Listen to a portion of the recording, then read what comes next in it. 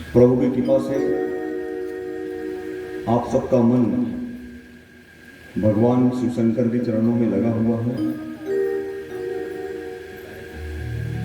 उनकी कथाओं में आप सबको रस आनंद आ रहा है।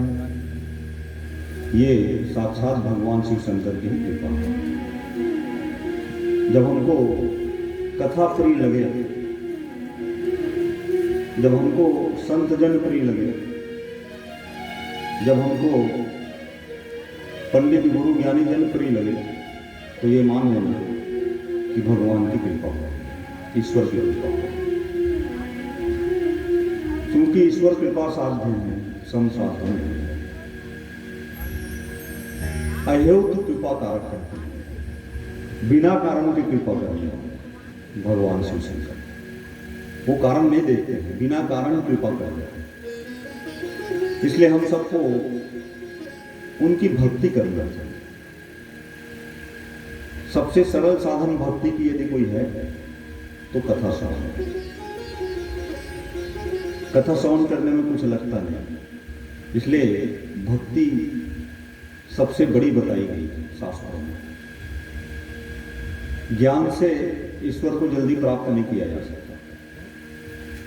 रामायण में देख लो कि साधु महात्मा ऋषि मुनि लोग रोज जप करते बैठे रहते थे, नित्य निरंतर। उनको भी प्रभु मिले, लेकिन अनायास ही निषाद राज केवट को मिल गए।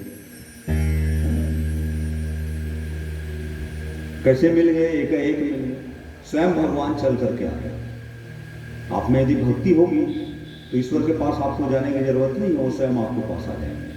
और भगवान शिव शंकर लीलाधारी हैं, वो लीला करने वाले हैं। किसी न किसी रूप में हम सबके पास आते ही हैं, वो अलग अलग रूप धारण करने वाले हैं।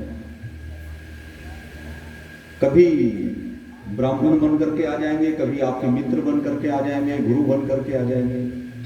जैसे जैसे आपके ऊपर परिस्थिति आएगी, वैसे ईश्वर को आप याद करोगे तो वो परिस्थिति में विचार बन करके आ जाएंगे। ईश्वर केवल प्रकट होंगे तभी आप थोड़ी समझोगे कि ईश्वर हमारे पास है। आपके पास कोई तकलीफ है और आप उस तकलीफ का हल नहीं ढूंढ पा रहे हैं, लेकिन ईश्वर एक विचार बन करके आ जाते हैं, आपके अंदर में विचार बन करके आ जाते हैं, मुझको ऐसे करना चाहिए इसके लिए। तो वो भी क्या है? ईश्वर है। वो विचार बन करके आ गए। वो तो हर रूप में आ सकते हैं, क्योंकि वो तो निर्गुण निराकार ब्रह्म है, जिनका कोई आकार नहीं है। उन्होंने अपना आकार प्रकट किया और लिंग के रूप में प्रकट किया, अग्निस्तंभ के रूप में। वो लिंग रूप में उनकी पूजा हुई। इसलिए भगवान शिव शंकर स्वयं कहते हैं, मेरी मूर्ति की पूजा से ज्यादा फल मेरे लिंग स्वरूप की पूजा है। इसलिए कल मैंने ये साफ साफ बताया था, भगवान शिव शंकर का जो लिंग स्वरूप है उसको पुरुषवाचक ना समझे। वो पुरुषवाचक शब्द नहीं है। संस्कृत में लिंग का मतलब होता है चिन्ह। वो भगवान शिव शंकर का चिन्ह है। वो कहीं पर भी किसी भी शास्त्र में, शिव महापुराण में नहीं लिखा है कि भगवान शिव शंकर का शिवलिंग जो है पुरुषवाचक शब्द है। वो पुरुषवाचक शब्द नहीं है। भगवान स्वयं अग्नि स्तंभ के रूप में प्रकट हुए थे, और अग्नि स्तंभ के रूप में प्रकट होकर के वो अपना लिंग रूप प्रदान करते। इसलिए भगवान शिव शंकर की पूजा लिंग रूप में की जाती है। वेद, निष्कल, सकल और निष्कल दो रूप में की जाती है। सकल रूप में भगवान शिव शंकर की मूर्ति पूजा की जाती है, और निष्कल रूप में भगवान की पूजा। शास्त्र में ये लिखा है शिव महापुराण में कि शिवलिंग की यदि आप पूजा करते हैं तो जगत के चराचर के सभी देवताओं की पूजा एक साथ हो जाती है। फिर आपको अलग अलग देवता की पूजा करने का उसका नहीं है कि राम की पूजा करना है, हनुमान की पूजा करना है, दुर्गा की पूजा करना है। नहीं, यदि आप आकर के शिवलिंग की पूजा कर लेते हैं तो सारे देवी देवता उसी शिवलिंग में समाहित है। इसलिए सारे देवी देवता की पूजा हो गई, सकल जगत की पूजा हो गई। इसलिए शिवलिंग का बड़ा महत्व है। अलग अलग युग में अलग अलग लिंग शिवलिंग बनाया जाता है। कई प्रकार का हो सकते हैं। मणिलिंग कहते हैं। सतयुग में मणियों का लिंग की पूजा होती है। और शास्त्र में लिखा है शिव महापुराण में, कलयुग में सबसे ज्यादा फल देने वाला कोई पूजा है तो पार्थिव शिवलिंग की है। इसलिए पार्थिव शिवलिंग की पूजा सबसे ज्यादा फल देने वाला यदि कोई शिवलिंग है तो पार्थिव शिवलिंग। इसलिए भगवान श्री राम ने भी पार्थिव शिवलिंग की पूजा की। कल हमने उसकी कथा बताई यहाँ पर रामेश्वर में। तो इसलिए पार्थिव शिवलिंग और तो और हमने ये तक देखा है कि कि यदि आपके पास अब पार्थिव शिवलिंग बनाने के लायक भी कोई साधन नहीं है, तो देखो कितने दयालु हैं भगवान हमारे शिव शंकर। पार्थिव शिवलिंग भी नहीं बना पा रहे हैं, आप ऐसे जगह में हैं जहाँ पर आपसे कोई शिवलिंग नहीं है, जहाँ पर कोई मंदिर नहीं है, तो भगवान शिव शंकर स्वयं कहते हैं कि अपने अंगुष्ठ को, हाथ को ऐसा कर लीजिए और यहाँ जल डाल दीजिए, भगवान इसी में प्रकट हो जाते हैं, यही शिवलिंग बनते हैं। कितने अवधान हैं स्वयं। हमने अपने पिताजी को देखा है बचपन में, उस समय हमारी ये समझ नहीं थी कि पिताजी करते क्या है, लेकिन रोज ऐसा करके वो इसमें पानी जल डालते थे और जल डालने के बाद ऐसा उसको पीते थे जो बच जाता था उसको। बहुत छोटे थे उस समय, हम सबसे छोटे लड़के घर के। बाद में समझ में आया, वो जब चले गए और हमने सब वेद शास्त्रों का अध्ययन किया उनके कहने अनुसार, तब पता चला कि वो तो अंगुष्ठ मात्र में प्रकट हो जाते हैं। भगवान अपने उंगली में उनको प्रकट कर लीजिए। क्यों? क्योंकि वो क्या है? श्रद्धा और विश्वास के प्रतीक। भगवान ही शंकरो वंदे श्रद्धा विश्वास। वो श्रद्धा और विश्वास से प्रकट होते हैं। भगवान शिव शंकर श्रद्धा और विश्वास से प्रकट होते हैं। इसलिए हमको क्या बचा के रखना है जीवन में? श्रद्धा बचा के रखना है। विश्वास रखिए, थोड़े थोड़े में आपका विश्वास कम हो जाता है कभी कभी, ऐसा नहीं।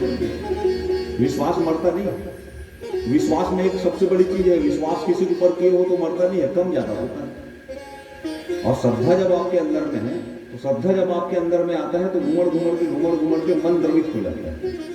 फिर मन जब और अतिरेक श्रद्धा का हो गया तो हमारे नेत्र सजल हो जाते हैं, नेत्र में अश्रु गुण दिखते हैं।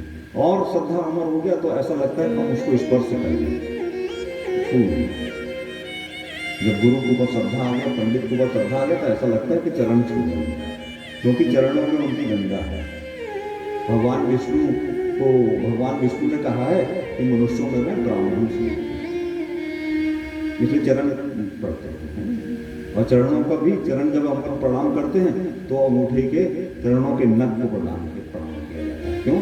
गुरुपद नख मणिगण ज्योति सुमिरत दिव्य दृष्टि हुई होती। शास्त्र ये कहता है कि आपने यदि नाखून काटे हैं तो आपको स्नान करना होगा।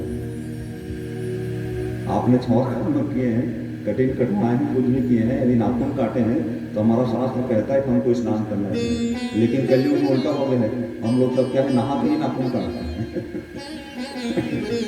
स्नान करने के बाद। क्यों? क्योंकि वो एक अलग हेय पदार्थ है। लेकिन शास्त्र ये कहता है कि वही नख यदि गुरु का है, गुरुपद नख मणिगण ज्योति सुमिरत दिव्य दृष्टि ही होती। लेकिन वही गुरु के चरण के अंगुष्ठ के नख है तो वो दिव्य दृष्टि प्रदान करते हैं। उनका सुमिरन करने से, उनको याद करने से, गुरु के चरणों को याद कर लेने से ही दिव्य दृष्टि प्राप्त हो जाती है। इसलिए एक ही बात है दुनिया में कि भक्ति बचा करके रखें, भक्त बन करके रखें।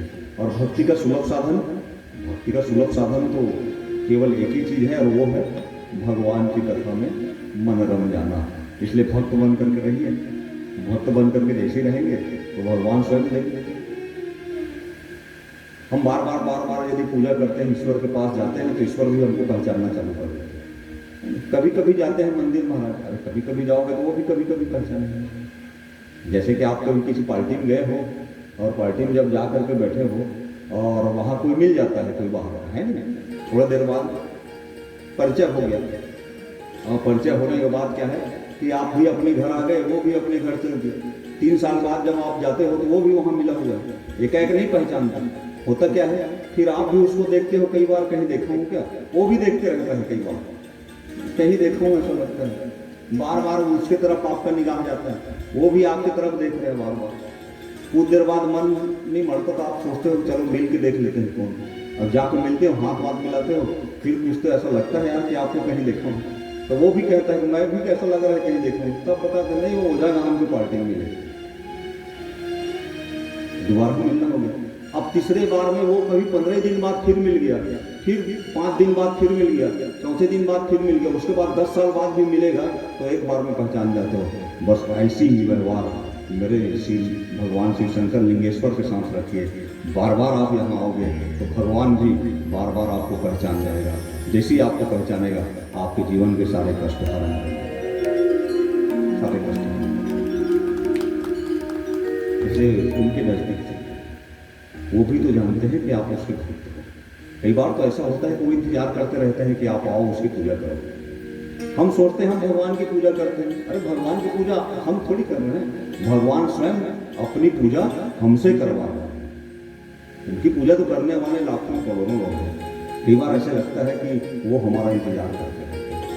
कई बार ऐसे हमको भी आभास होता है कि आज पता नहीं कैसे बुलाया जा रहा है, और दौड़ करके आते हैं तो कुछ नया चीज पता चलता है कि नहीं, इसलिए भगवान बनाया।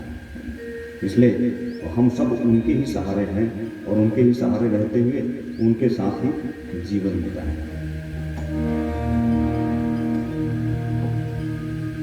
मेरा जीवन है तेरे हवाले, मेरा जीवन है तेरे हवाले, शिव डमरू बजाने वाले। मेरा जीवन है तेरे हवाले, मेरा जीवन है तेरे हवाले, शिव डमरू बजाने वाले, शिव डमरू बजाने वाले, शिव डमरू बजाने वाले, शिव डमरू बजाने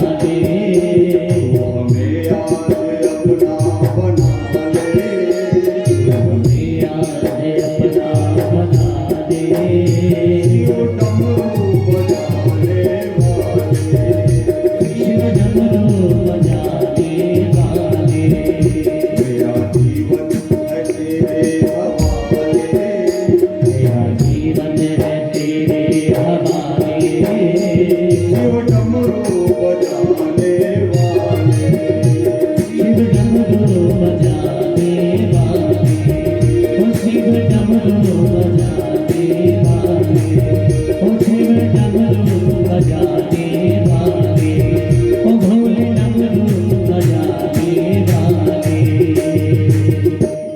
हर हर महादेव हर हर महादेव। ताली बजा दीजिए जोरदार, एक बार और बजाइए। हमारा सबका जीवन उसी के हवाले। और बिल्कुल सही, हम लोग सब उनका धुन गा रहे हैं। आज 3 दिन हो गया, तो गाएंगे 7 दिन तक ऐसे उनको मनाएंगे। ऑर्डर दानी देवताओं में पिछले पहर के कथा में आप सबने बड़ा आनंदमयी कथा सुना, कैसे नारद जी को मोह हो गया। मोह सकल व्याधि निकर मूला, रामायण में लिखा है। नारद जी को मोह हो गया, नारद मोह कहते हैं इसको। कैसे नारद जी को अभिमान ने घेर लिया, इसलिए बड़े से बड़े लोग अभिमान में घिर जाते हैं। इसलिए बार बार ये ध्यान रखना जीवन में कि कहीं हम अभिमानी तो नहीं हो, क्योंकि अभिमानी ईश्वर को बिल्कुल पसंद है। किसी प्रकार से हमने अभिमान किया, अभिमान जैसी आया तो भगवान ने उस भक्त के अभिमान को नाश करने का उपाय किया। नारद जी अंत में बड़े दुखी हो गए, क्योंकि क्रोध में भगवान को ही श्राप दिया। देखो, क्रोध जब आता है ना, तो क्रोध है क्या है, अग्नि है। इसलिए अक्रोध व्रत रखा करो। कभी कभी ऐसा व्रत रखा करो। व्रत तो आप लोग रखते हो, 16 सोमवार है ना, आदि आदि व्रत है सब, पशुपति व्रत सब रखते हैं, बहुत अच्छी बात है, रखना चाहिए। लेकिन सबसे उत्तम व्रत शिव महापुराण में बताया गया है, उसको मत करो। सबसे उत्तम व्रत शिव महापुराण में बताया गया है अक्रोध व्रत। किसी दिन ऐसा सवेरे से डट के खाओ पियो, सब बढ़िया है, लेकिन सवेरे से करना कि आज हम किसी के ऊपर क्रोध नहीं करेंगे। सबसे बड़ा व्रत बताया अक्रोध व्रत। किसी के ऊपर चिल्लाएंगे नहीं, झुल्लाएंगे नहीं। अनिंदा का व्रत रखो। किसी दिन ऐसा सोच लेना कि आज हमारे मुख से किसी की निंदा नहीं होगी। सबसे बड़ा व्रत है अनिंदा व्रत, सबसे बड़ा व्रत है। आज हम किसी की निंदा नहीं करेंगे, किसी के बारे में गलत नहीं बोलेंगे। आज बिल्कुल सब तरह से ऐसा व्रत रखो, तत्काल प्रभाव देगा। अच्छा, जब हम निंदा करते रहते हैं किसी की, तो हम उसकी निंदा नहीं करते रहते। सच बात में क्या है, हम अपनी निंदा करते रहते हैं। हम अपनी निंदा करते रहते हैं। और यही वाला यज्ञ ज्यादा चलता है गाँव गाँव में, निंदा यज्ञ। इस यज्ञ में बुलाने की जरूरत नहीं पड़ती किसी को। देखो, ये इसी महापुराण यज्ञ रखे हैं, इतना सब समिति लोग इतना व्यवस्था किए हैं, और माइक भी घुमवाए हैं, है नहीं, जगह जगह पोस्टर बने हैं, बैनर बने हैं, फिर भी इतने लोग हैं, 4 गाँव मिला के, है ना। वो भक्त हैं, वही तो इस शास्त्र में लिखा हुआ है, जन्मांतरेत भवेत पुण्यम तदा भागवतम लभेत। जब कई जन्म के पुण्य उदित होंगे, तभी आपको कथा श्रवण करने का सौभाग्य प्राप्त होगा।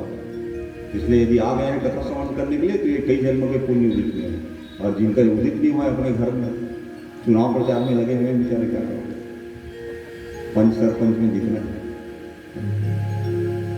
तो कभी कभी ऐसा व्रत रखें कि अनिंदा का व्रत, हम आज निंदा नहीं करेंगे, किसी के बारे में गलत नहीं बोलेंगे। अक्रोध व्रत, क्रोध नहीं करेंगे। प्रणम में व्रत कहते हैं एक व्रत। कौन सा व्रत कहते हैं? प्रणम में। किसी भी को देख के आदर करेंगे, जिसको भी देखेंगे आदर करेंगे। यदि आप आदरणीय बनना चाहते हैं तो आदर करना चालू करो, आदरणीय बन जाओगे। सबके मन में रहता है कि मैं पूजित बन जाऊं, आदरणीय बन जाऊं, उच्च पे चढ़ जाऊं। भाई पूजित बनना है तो पूजा करना चालू करो, पूजा करना चालू करो, पूजित बन जाओगे। आदर देना चालू करो, आदरणीय बन जाओगे। एकदम सीधा सा है, सरल सा। क्रोध आ गया था नारद जी को, अद्भुत सा क्रोध।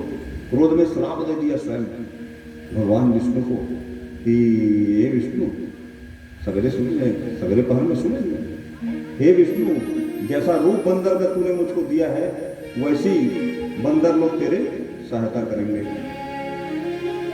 जिस रूप में तूने मुझको ठगा था, हे विष्णु, तू भी पृथ्वी लोक में मनुष्य बन करके जाएगा। और मैं किसी स्त्री के लिए इतना भटका हुआ, तो तू भी अपनी स्त्री के लिए भटकेगा। कठोर श्राप। तो साधु महात्माओं का गुस्सा जो होता है वो क्षण मात्र है, ये साधु लोग कभी क्रोध भी होंगे ना तो क्षण मात्र, एक सेकंड में। जो पंडित ज्ञानी लोग रहते हैं ना, कभी क्रोध भी आता है ना उनको तो एक क्षण में। और हमने अपने आंख से देखा है, हमारे पिताजी कभी क्रोध में आते थे तो एक क्षण के लिए, कुछ 5 मिनट के लिए क्रोध में आ गए। किसी अपने ही घर में जो काम करने वाले थे उसके ऊपर कभी क्रोध करते थे और 5 मिनट नहीं होता था उसको बुलाते, बेटा इधर आ, काफी पी ले उसको बैठा काफी पिलाते कुछ ही सेकंड में। अच्छा क्रोध में आ गए, एकदम क्रोध देख रहे हैं, अगर क्रोधी हो गए बाबू जी, क्रोध में आ गए। और उसके बाद 2, 4, 5 मिनट नहीं हुआ, उसी काम करने वाले को बुला करके, 5-5, 6 लोग काम करने वाले रहते हैं, उनको बेटा इधर आना कहकर अपने बाजू में बैठा करके, वो काफी ही पीते थे, उनको काफी पिलवाते। मम्मी बोलती थी एज काम करना ही तो भरदेश का पर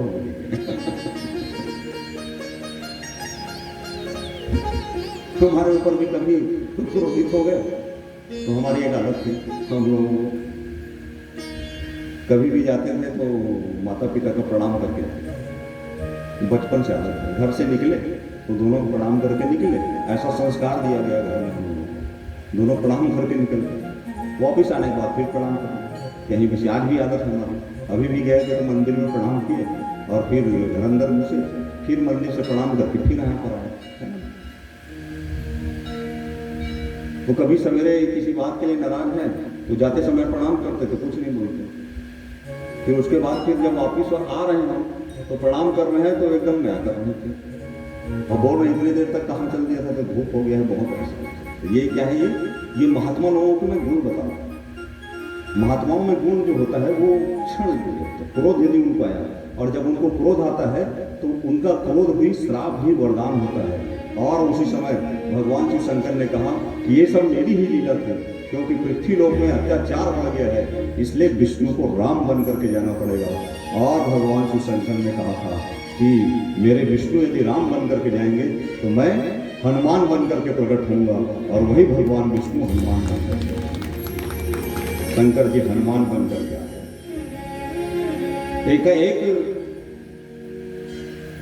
पार्वती मैया जो है वो सजा रही है अपने हिमालय में, अपने घर आंगन को सजा रही है। आप लोग सजाते होंगे, जैसे कुछ उत्सव होने वाला है तो मंगल कलश लगा रही है, अर्चना पूरी हो रही है, रंगोली इत्यादि बना रहे हैं।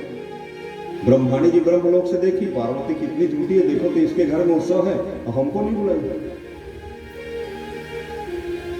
वो इंद्राणी ब्रह्माणी रुद्राणी थी, तो ब्रह्माणी जी आ गए।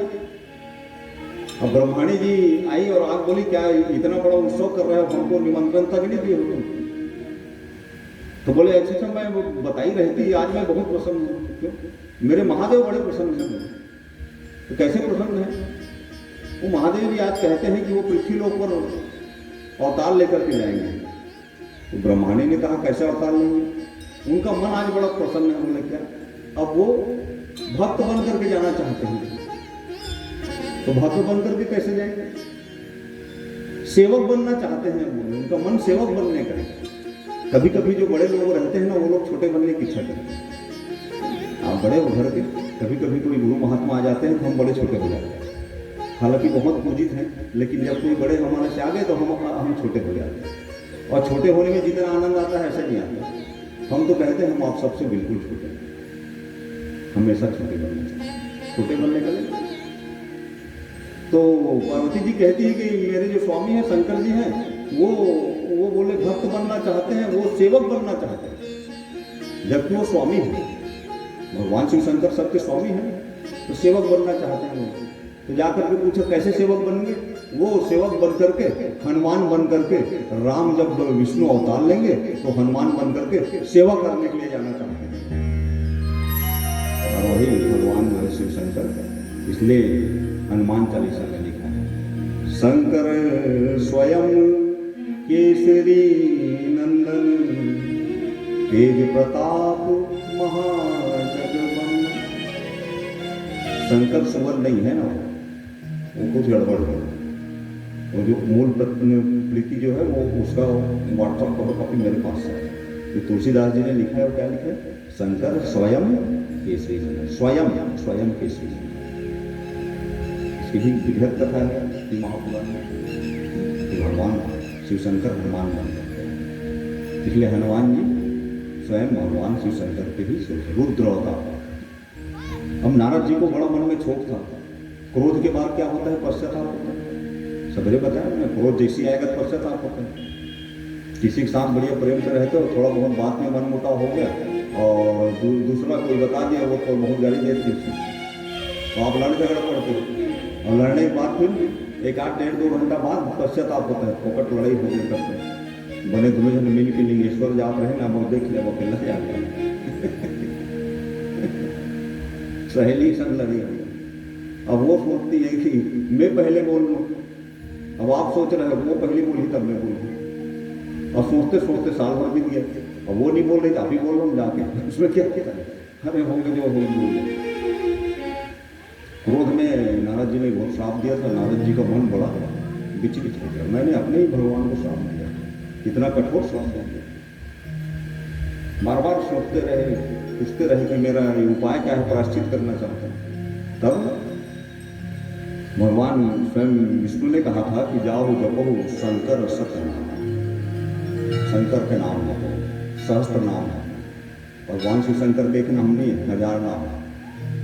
1000 नाम का पाठ करना चाहिए, कभी समय मिल जाए तो उस 1000 नाम को पढ़ लेना है।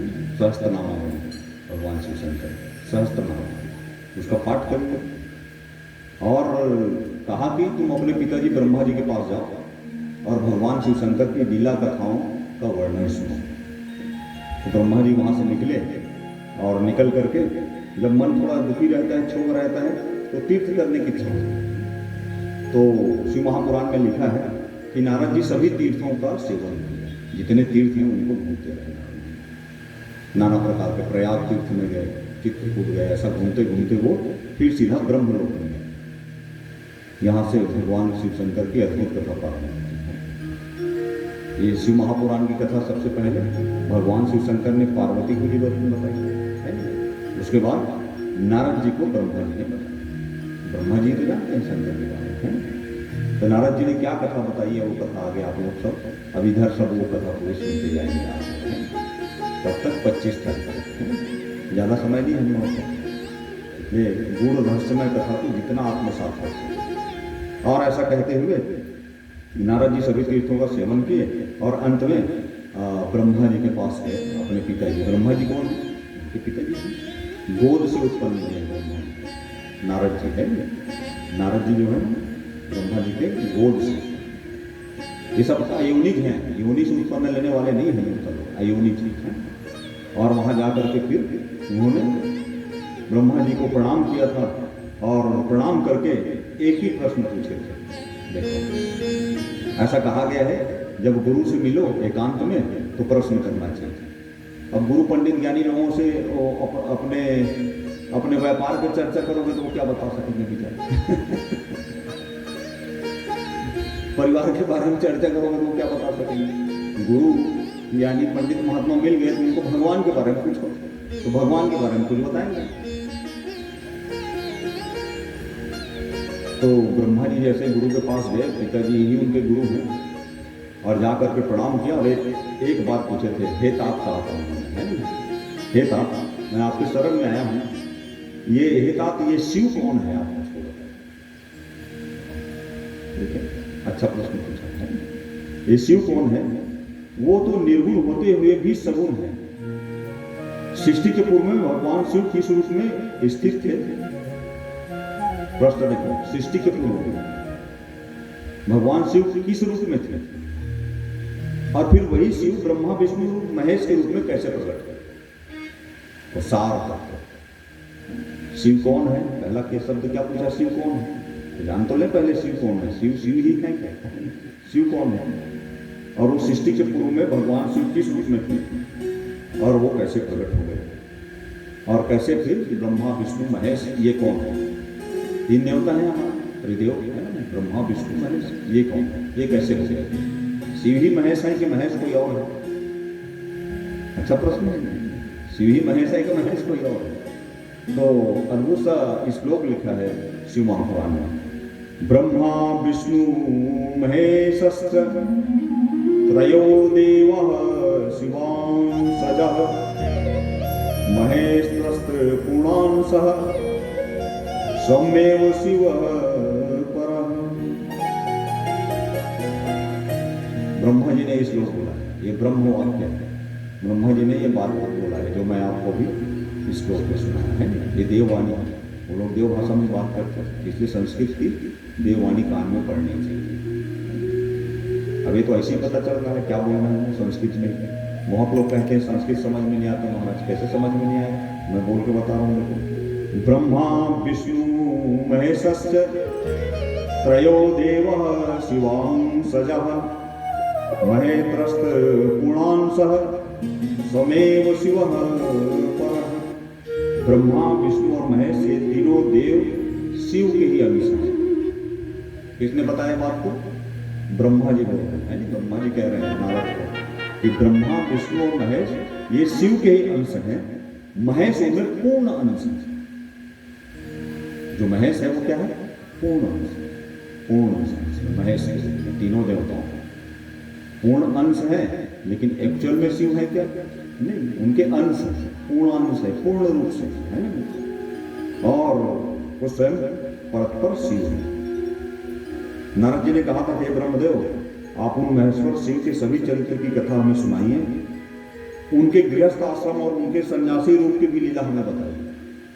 देखो, भगवान शिव शंकर गृहस्थ में भी थे और सन्यासी भी थे, दोनों है, गृहस्थ भी थे और सन्यासी भी थे। उन्होंने कहा कि उनके गृहस्थ के और सन्यास के दोनों रूपों को हमें बताइए। हम उनके दोनों रूप का दर्शन करना चाहते हैं, गृहस्थ और सन्यास दोनों रूप का दर्शन। और ऐसा जब उन्होंने कहा तो सृष्टि को कैसे उत्पन्न किए और कैसे लीला से उसको अपने अंदर समाये। देखो, ये पूरी सृष्टि जो है वो भगवान शिव शंकर से ही उत्पन्न है और अंत में सृष्टि उन्हीं में जाकर के समाती है। प्रलय काल में प्रलय तो होता ही। तो ब्रह्मा जी ने कहा कि शिव तत्व है। तत्व किसको कहते हैं? जो कभी मिटता। तत्व उसको कहते हैं जो कभी नहीं मिटता, इसलिए शिव तत्व है। और शिव तत्व है, ब्रह्मा जी ने नारद जी से कहा था महाप्रलय काल में जब कुछ भी नहीं था। अब देखो कथा प्रारंभ हो। महाप्रलय काल में जब प्रलय होता है तो कुछ भी नहीं रहता है, ना आकाश रहता है, न सूर्य, न चांद, न तारे, न जीव, न जंतु, न जलचर, न थलचर, न नभचर, किसी भी प्रकार की कोई चीजें नहीं। किसी भी प्रकार के जब कुछ भी नहीं था, जलचर, थलचर, नभचर, जब कुछ भी नहीं था, तब सब तरफ अंधकार ही था। बताते हैं देखो, तब क्या था? अंधकार ही था, चारों तरफ अंधकार का ही राज्य था। और मेरे अत्यंत प्रिय शिष्य संतोष तिवारी जी का आगमन मंच पर हो रहा है। जोरदार ताली से उनका स्वागत किया गया। और आपका आगमन रायपुर से हो रहा है। संतोष तिवारी हमेशा हर कथाओं में आपका यहाँ आगमन हुआ है, कोटि कोटि शुभकामनाएं, आशीर्वाद प्रदान करते हैं।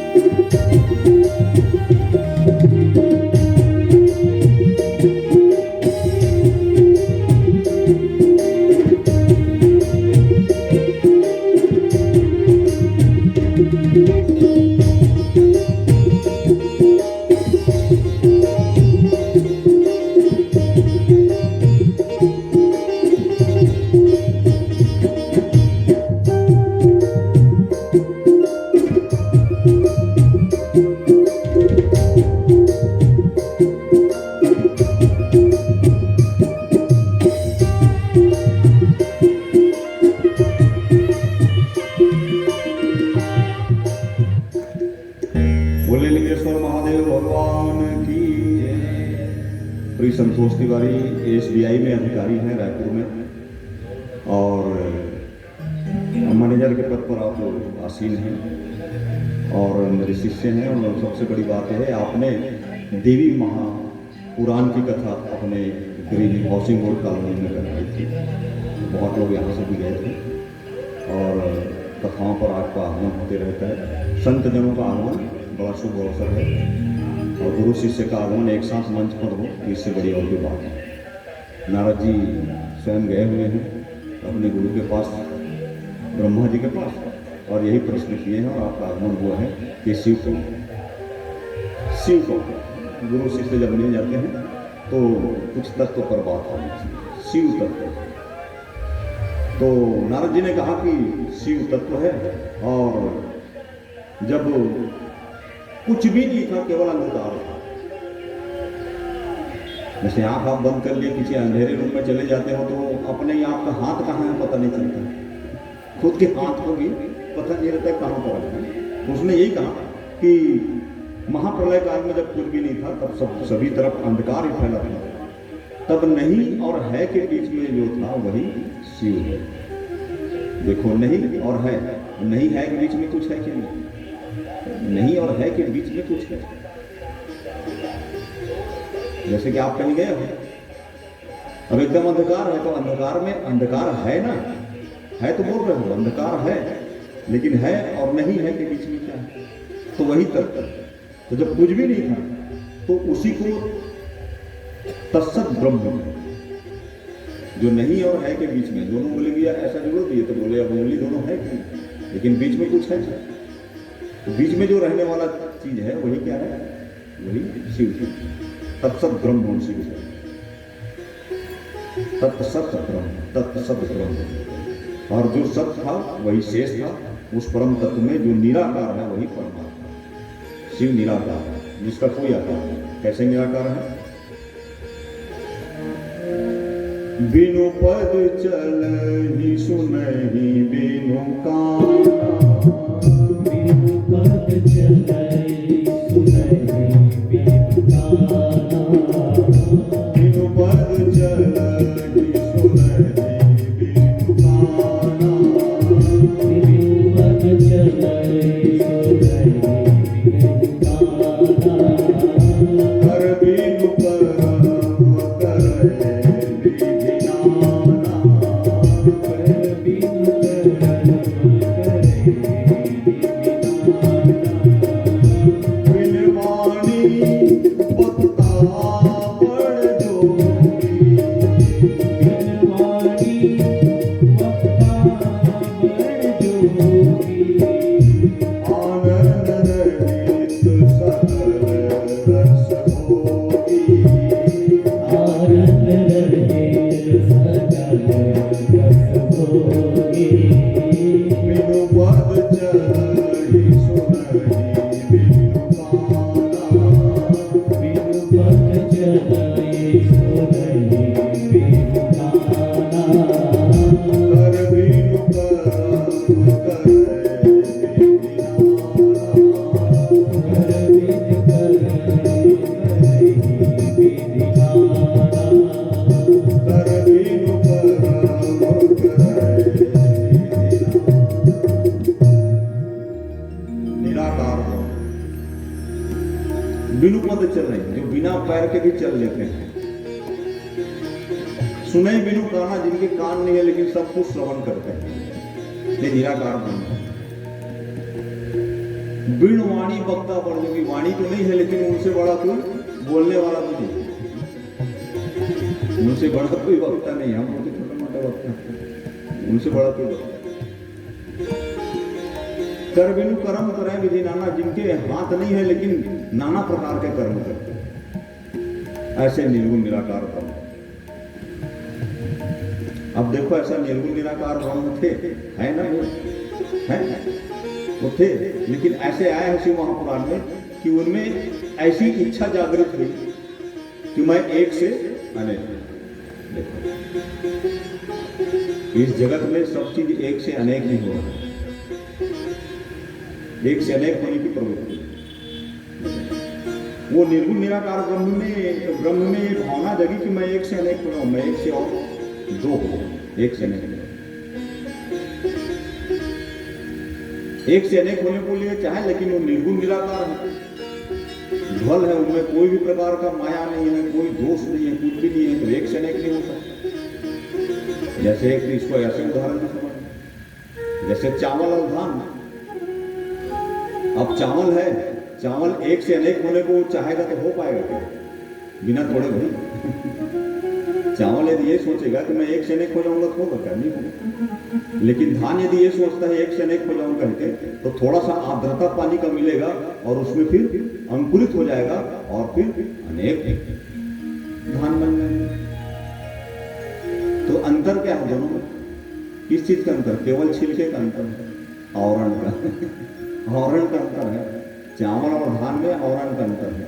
धान को आप जैसी जमीन पे डालते हो वो एक से अनेक हो जाता है, और उसका छिलका निकाल के चावल बन गया, उसको जमीन में डालोगे तो जगेगा क्या? तो निर्गुण निराकार ब्रह्म थे, जिनमें किसी भी प्रकार का कोई प्रकार का आवरण नहीं थे, और वो एक से अनेक होना चाहते थे तो एक से अनेक हो नहीं पाए। तब स्वयं सदाशिव ने अपने ही विग्रह से, तो इसी को सदाशिव कहते हैं, सदाशिव शंकर कहते हैं ना वो। तो स्वयं सदाशिव ने अपने ही विग्रह से, अपने ही विग्रह मतलब अपने ही आधार स्वरूप से एक स्वरूप भूता शक्ति प्रकट की, अपने ही आप से। कई बार अपने आप से कुछ चीज प्रकट होते हैं, अपने आप से, अपने आप से ही एक शक्ति प्रकट की, और जैसी शक्ति प्रकट की तो और कोई नहीं थी, महाशक्ति अंबिका के नाम से प्रसिद्ध हो गई। बोले माता अंबिका मैया की जय। शक्ति अंबिका के नाम से, और उसी को प्रकृति सर्वेश्वरी त्रिदेव जननी अलग अलग नाम है। क्या कहते हैं? प्रकृति, सर्वशक्ति, त्रिदेव जननी, नित्या, मूल कारण भी उसी को कहते हैं, जो सृष्टि के मूल कारण है, उनको भी क्या कहते हैं? मूल कारण है। सा शक्ति अंबिका प्रोक्ता प्रकृति सकलेश्वरी त्रिदेव जननी नित्या मूल कारण नियुक्तता, सब नाम दिए हैं श्लोक में। सदाशिव द्वारा प्रकट की गई उस शक्ति की 8 भुजाएं हैं। कितनी भुजाएं हैं? 8। इसको स्वयं भगवान की शंकर कहते हैं। उसकी 8 भुजाएं, उसके मुख की शोभा विचित्र है, इतनी सुंदर है, करोड़ों चंद्रमाओं की कांति की शोभा है। 8 भुजा वाली दुर्गा बाजी रखते हैं, माता जी विराजमान है। देखो कितना सौभाग्य बात है, लिंगेश्वर महादेव माता जी विराजमान है, उनकी कथा है, उन्हीं को सुना रहे हैं। तो अष्टभुजा के रूप में प्रकट है। देखो कितनी दुर्लभ बात है, यहाँ शिव और शक्ति दोनों विराजमान है। कितनी अद्भुत बात है। ऐसा पुण्य स्थल कोई हो सकता है? अद्भुत पुण्य स्थल। करोड़ों सूर्य के समान, चंद्रमा के समान कांति शोभा पा रही है।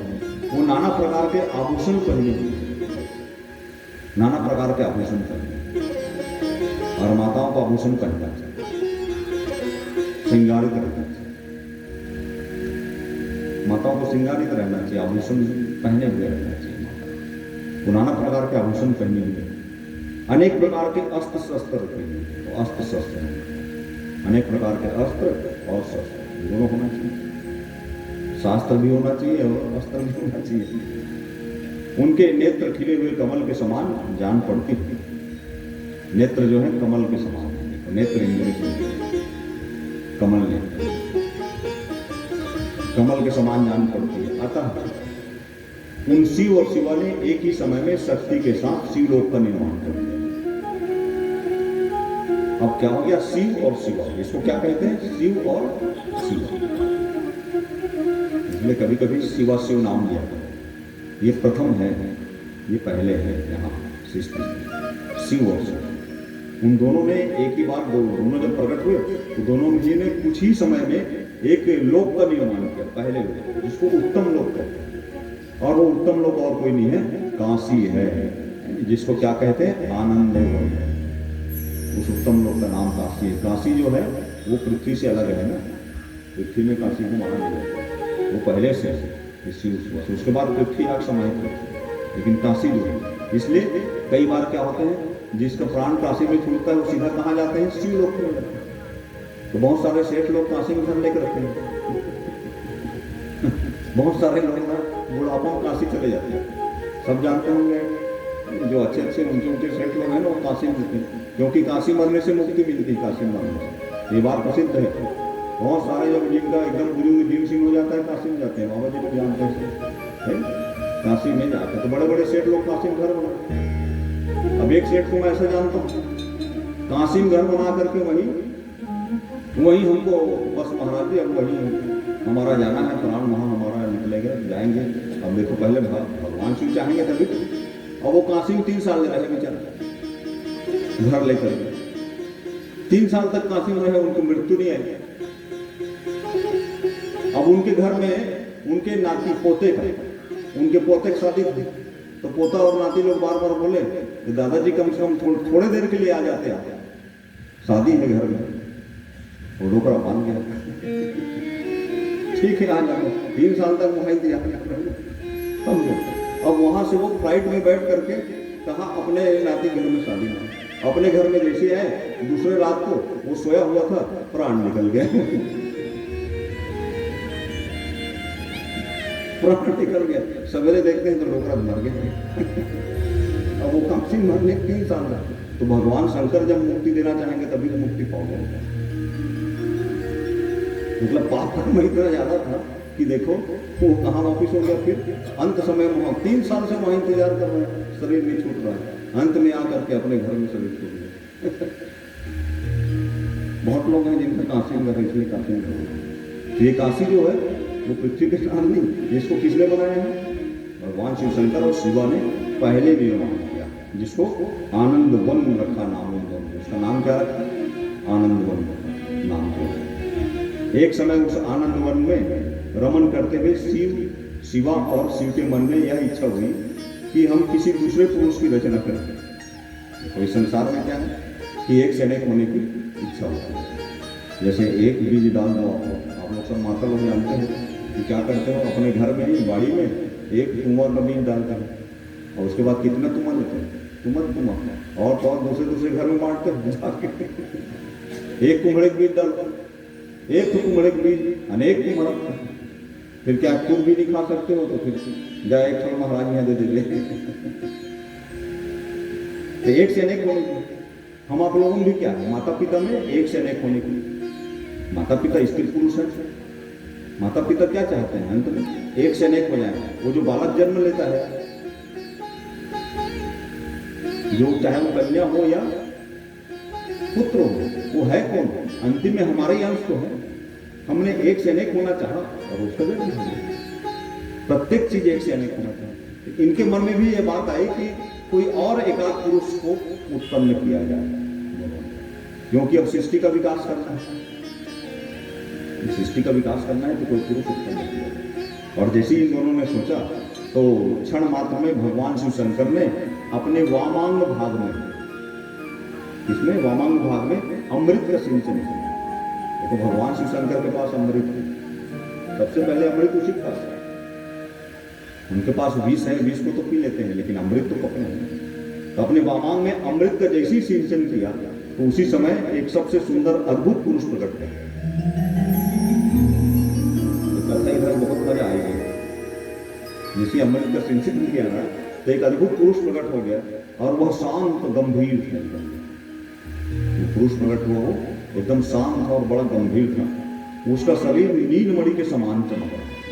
नील शरीर कैसा था? पूरा नीलमणि के समान, नीलमणि के समान उसका शरीर चमक रहा था। नेत्र कमल के समान थे, कमल के समान नेत्र, नेत्रों की सबसे बड़ी व्याख्या है। नेत्र कमल के समान थे और सुंदर शरीर रेशमी पीतांबर से शोभा दे रहा था। उसके शरीर में कौन सा था? रेशमी पीतांबर। तत्सह पुरुषः शंभु प्रणम्य परमेश्वरम नमामि कुरु मे समिद्वत्वम कर्म जगावती।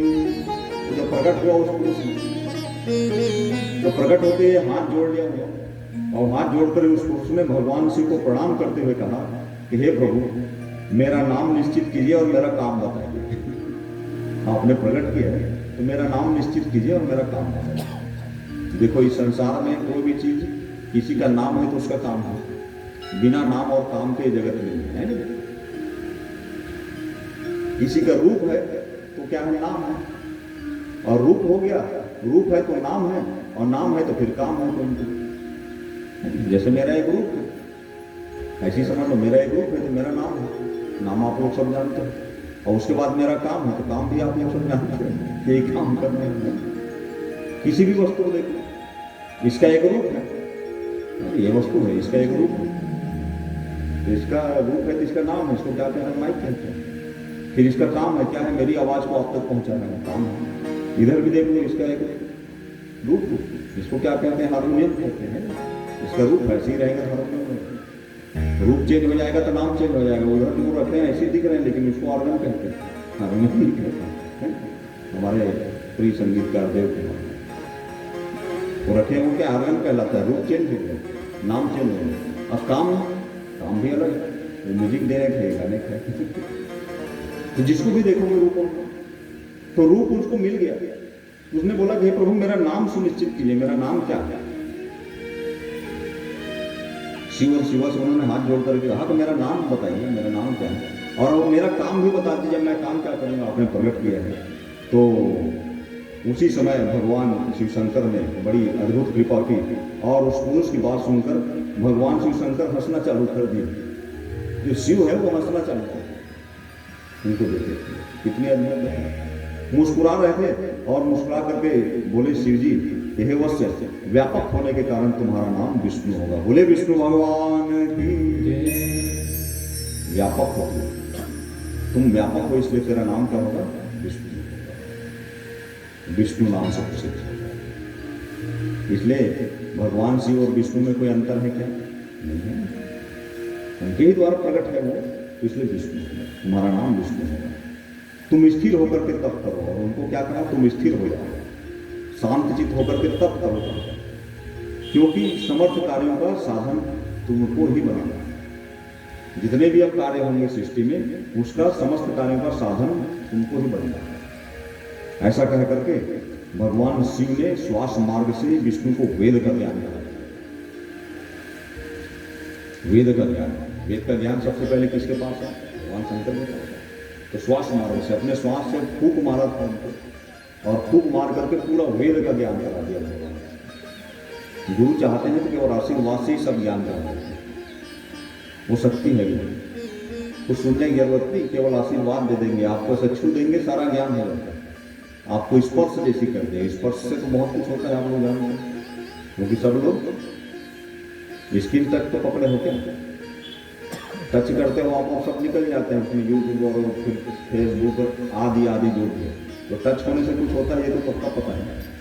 तो जैसे गुरु का हाथ से ऊपर पड़ता है, सारे दोष मिल जाते हैं, पुण्य उदित हो जाता है।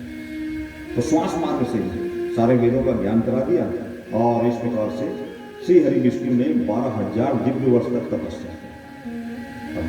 कितने, 12,000 दिव्य वर्ष। दिव्य वर्ष मतलब एक कल्प को एक दिव्य कल्प है, 12,000 दिव्य, कितने मतलब अरबों खरबों साल का जो तपस्या करते हैं। ऐसी सृष्टि का विकास नहीं हुआ, हम लोग ऐसे नहीं बने, हम लोग को बनने के लिए ये बात पता चाहिए, कितने तप के बाद हम लोग सब बने, मनुष्य बने हैं। ये तो विष्णु ही प्रकट है, ओनली विष्णु है। देखो विष्णु तो चलेंगे, अंतर ध्यान हो रहेगा। रामायण में लिखा है, तप के बल से ही सब कुछ होता है। तप बल रचई प्रपंच विधाता, तप बल विष्णु सकल जगत त्राता, तप बल समूह करहि संहारा, तप बल सुधरहि मही भारा, तप बल शेष धरहि मही भारा। तप के बल से जो शेष नाग है वो इस पृथ्वी को अपने सिर पर रखे हुए हैं। तप के ही बल से भगवान शिव शंकर, ये जितना है, ये जितना प्रपंच दिख रहा है उसको रचते हैं, विधाता कहते हैं, और तप के बल से ही भगवान विष्णु इसका पालन करते हैं।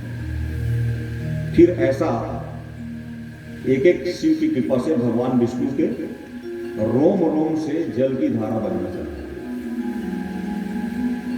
और तब कर रहे थे ऐसा।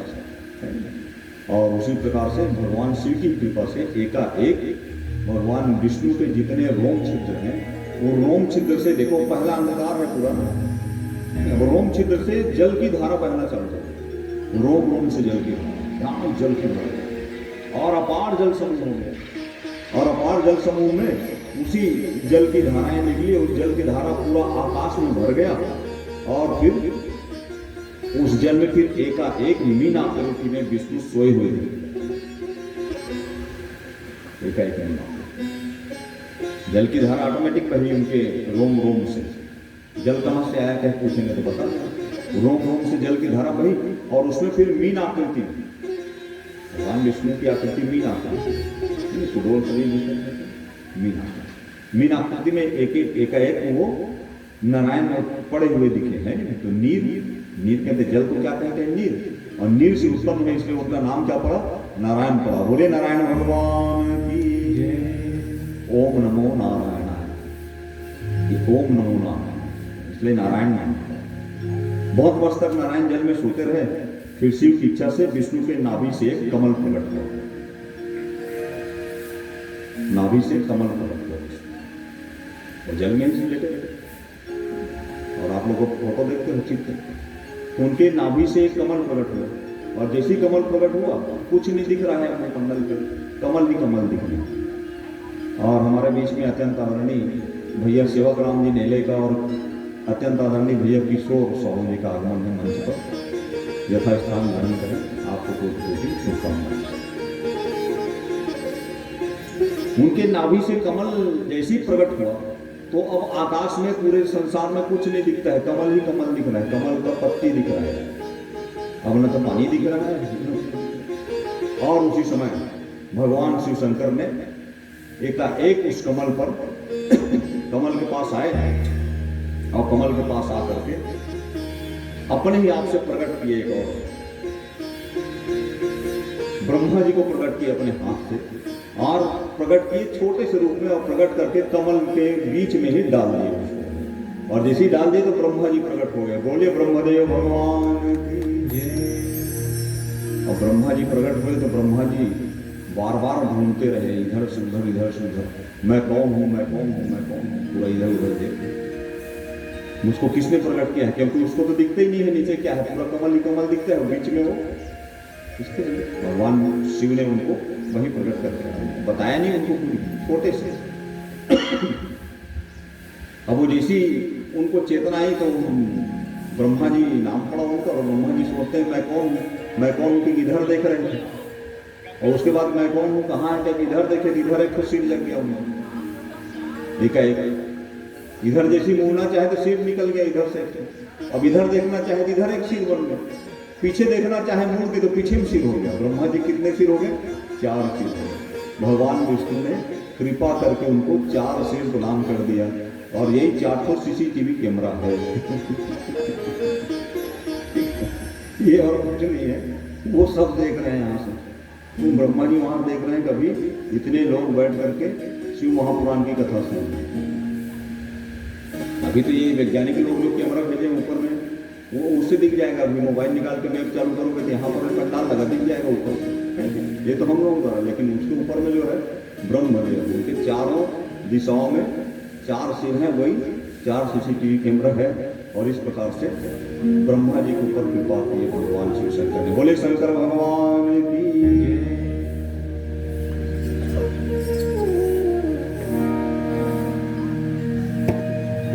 कबहू न चुके तेरा काम रे, कबहू न चुके तेरा काम रे, भजले गौरापति न चुके तेरा काम रे, भजले गौरापति को, न चुके तेरा काम रे, भजले गौरापति को, न चुके तेरा काम रे, भजले गौरापति को, गौरापति को भजले प्राणी, गौरापति को भजले प्राणी, गौरापति को भजले प्राणी, गौरापति को भजले प्राणी। बन जाए बिगड़े काम रे,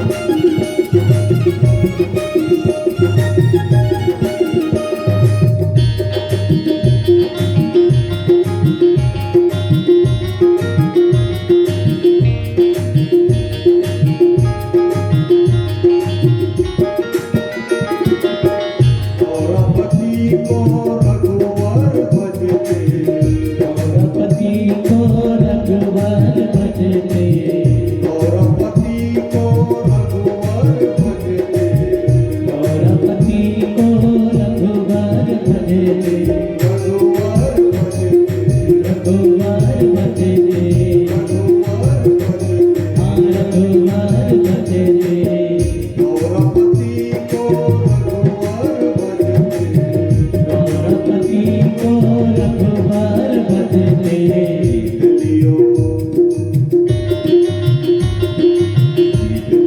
लंका धाम रे भजले गौरापति ना छूटे तेरा काम रे भजले गौरापति को ना छूटे तेरा काम रे भजले गौरापति ना छूटे तेरा काम रे भजले गौरापति को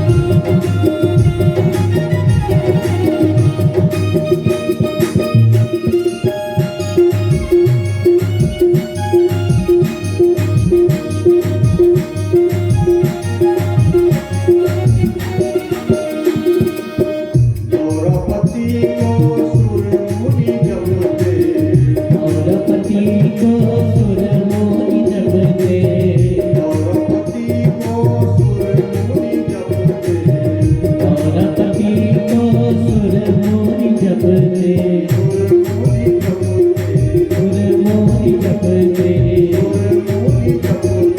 सुर मोहि जपते गौरापति को सुर मुनि जपते गौरपति को सुर मोहि जपते जपते हैं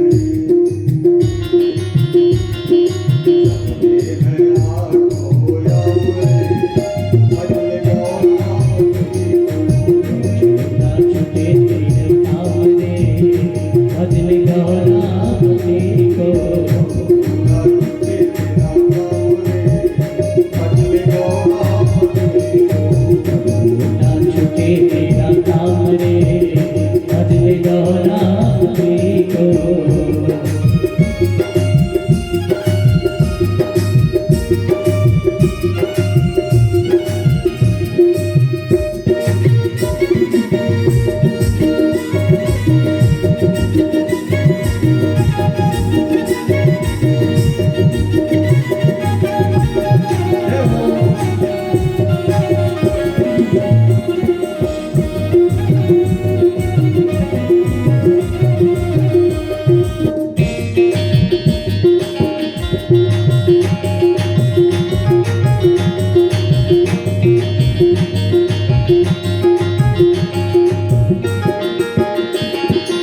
गौरापति को जपले भाई गौरपति को जपले भाई गौरापति को जपले भाई गौरपति को जपले भाई जपले भाई जपले भाई जपले भाई हाँ जपले भाई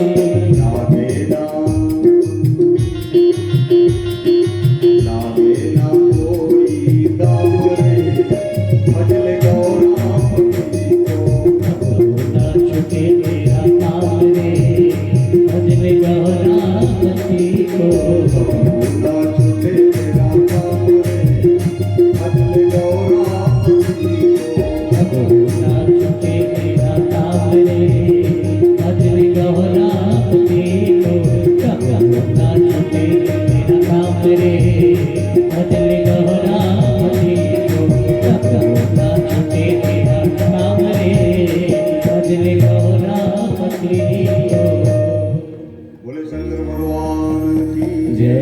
शंकर महादेव भगवान की जय। इस प्रकार से ब्रह्मा जी की उत्पत्ति हो गई। भगवान शिव शंकर ने स्वयं ब्रह्मा जी को उत्पन्न किया, अपनी मेहनत से उस कमल पे डाला। और कमल में डालने पर मैं कौन ऐसे लगते रहा, तो वो अपना था ढूंढने के लिए ब्रह्मा जी फिर कमल नाम लिखा है तो छिद्र वहां पर। तो ऐसा लिखा है शिव महापुराण में कि कमल नाल के छिद्र से वो फिर नीचे आए, और नीचे आए तो था पाते थे। कुछ उनको अंत मिलता ही नहीं उसको। फिर वहां से ऊपर गए, बार बार कई बार ऊपर नीचे करते रहे, अंत में थक करके फिर बैठ गए ऊपर। और थक करके जैसे ही बैठे तो एकाएक उनको शब्द सुनाई दिया। इस सृष्टि का पहला शब्द है ता। ता शब्द सुनाई दिया उसको, ता ता ता ता ता ता ता ता ऐसा शब्द। और ता शब्द के बाद में फिर एकाएक एक शब्द और आया, पा पा पा पा पा पा। सबसे पहले सृष्टि में ता और पा शब्द आया, और ता ता ता ता पा पा पा पा ऐसा है। तो ता और पा को दोनों को जोड़ दिए तो क्या बन गया? तप बन गया। ब्रह्मा जी समझ गए कि मुझको तप करना पड़ेगा, और ब्रह्मा जी तपस्या में लीन हो गए। और बड़ी अद्भुत बात है, बड़ा ही आनंदित है मन में कथा पर। यहाँ समिति वालों का आदेश है कि 5:30 बजे तक कथा होनी है।